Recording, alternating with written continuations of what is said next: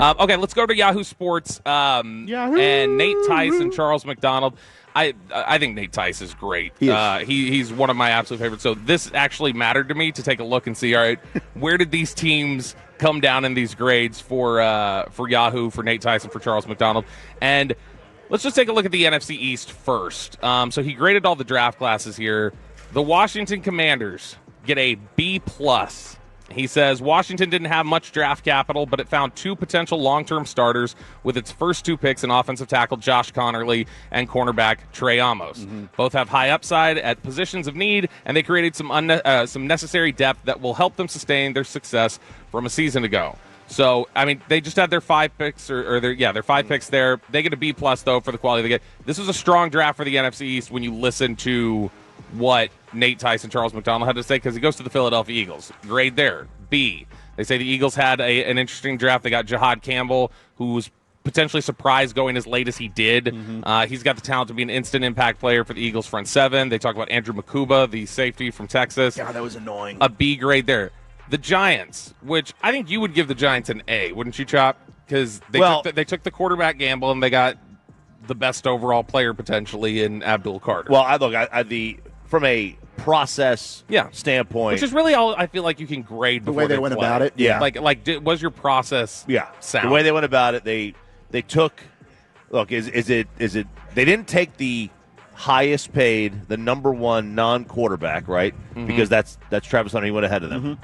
Mm-hmm. That's always dangerous to take like a highly paid non-quarterback because it's still a 50-50. Right. But then they went and got their quarterback. Yeah. And whether or not he's going to be good doesn't really matter at this point.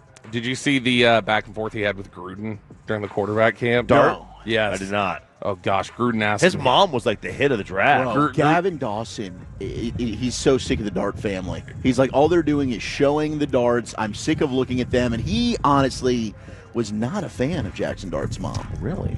She started trending. She did start Zach Wilson was very, very involved here, the Mill punter himself. Of course. By the way, I heard G-Bag talk about this the other day. Do you know what number Zach Wilson's wearing in Miami as a quarterback? 31. Zero. That's weird. Isn't that weird? A quarterback is zero. You know that guy stinks. I mean, he's a zero. Jackson Dart was asked by John Gruden, show me your snap count. And he goes, okay, you ready? And he stands up and he goes, and then Gruden goes, no, give me your snap count. And he goes, he claps. And he goes, you didn't do a cadence at all? Oh, no. A snap count at all? And he goes, no. And he goes, Kiffin, man. What was your dummy call? And he goes, and Gruden goes, dear God. So maybe Gio was right from Boomer and Gio when he had his crash out. Made out a big good. But the Giants get the same grade ultimately from Yahoo as the Philadelphia Eagles did with a B. They say that the Jackson Dart pick was a bit of a reach, but the Giants did grab some damn good players throughout this draft. Abdul Carter will be a threat for Defensive Rookie of the Year next to Dexter Lawrence and Brian Burns. Darius Alexander, the defensive tackle, is a quality depth addition. Cam Scadaboot is I don't even want to read what they have to say about Cam Scadaboot. We did have one of our Tolos came out. Travis from Prosper came out with the ASU hat. Shout out to Travis. Forks up. Ultimate troll job. All right, so the Dallas Cowboys. Where did the Dallas Cowboys come down with their grade? Chop, Wilczek, they were one of the very few teams, according to Nate Tice, Charles McDonald, that got an A in the NFL draft. Here's what they wrote up. They said the Cowboys were able to fill some needs with players who might be able to make serious impacts as rookies. Guard Tyler Booker, pass rusher Donovan Ezeraku, and cornerback Savone Ravel. I got to get used to saying Savone now. Yeah. Savone Ravel have a chance to be instant impact starters with long-term upside for the Cowboys. Dallas added 3 players whom many draft analysts had as first-round prospects without trading assets to acquire them. Good process. Hopefully good results for what Dallas was able to pull off. They said the most interesting pick was Tyler Booker, saying Dallas continued its love for drafting offensive linemen in the first round with the bruising guard from Alabama. Some viewed this as a reach, but Booker is a high-floor player who can form a hellacious interior group with guard Tyler Smith and center Cooper Beebe. I will say, the talk from them saying some viewed Booker as a reach, that's literally just media analysis. Because I had reached out to different people at different teams and just kind of said, hey, where did you guys anticipate Booker was going to go? And universally, every team I talked to said they thought he was going to go top 20. Yeah, I think 100% the NFL viewed Tyler Booker as one of the best players in this entire draft, arguably one of the best linemen, period, in the entire draft. There's too many Tylers, though. Yeah, but I mean, like... That's the Great Wall of Tyler. No, not the Great Wall of Tyler. We're going with Tyler the Space Creators. Ooh, that's what they're going to do. But Guyton's got to be able to create the space. Tyler the Creator? the rapper. Yeah, I get that, but They create space. Come on, Chop. Did you hear that's lame. Coach Connor Riley was telling us the nicknames? We're going like T-Sizz. Yeah, so Tyler Smith I know is T-Sizzle. T-Book. Yeah, Book. I hear he's Book typically, and then Tyler Guyton I don't know is just the sound of a whistle or something probably. Yeah. All right, so Dane Brugler. That's what Yahoo had to say. Get that cleaned up, Bobby. Dane Brugler is the draft god to many out there. If they don't follow Brian Broaddus as their leader, it's typically Dane Brugler. But Dane Brugler had some grades and some analysis for the draft too. Yes, Zach. Mm-hmm. Yours. That's your story.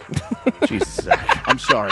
My gosh. You guys know. Did I me. not set that up long enough that I was clearly going He's already missed. to Zach for that? You know what? It's early for me. He pulled a me. Peyton Russell.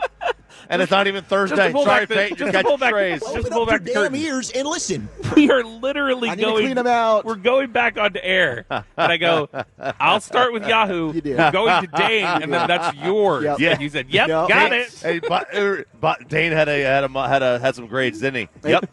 Yes, he did. He sure did. Yeah, he did. Yep, he did. You got that right, Bob? I should have just not even I should have just after I said that, just sat there. And Oh, I'm so sorry. I was replying to the fan text, and I love you. This is why you're in the afternoon. 877-881-1053. Yeah, I called that one.